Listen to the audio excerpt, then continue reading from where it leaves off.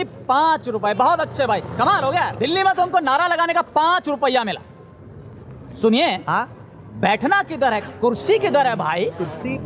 अरे जवाब ही नहीं दे रहे हो यार। एक्सक्यूज मी, हमको उल्टी आ रहा है। Thank you. सुनिए, मेनू कार्ड लाइए। क्या?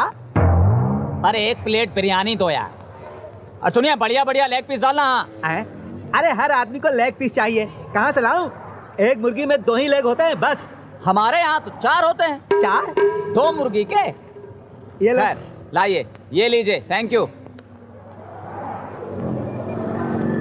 अरे बड़ा कमजोर लेग पीस है।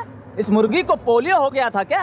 अरे ₹5 में क्या हाथी का लेग पीस मिलेगा? चुपचाप खा ले। अच्छा ठीक है, ज्यादा ताव मत खाओ यार। पंखा चलाओ, बहुत गर्मी लगी है।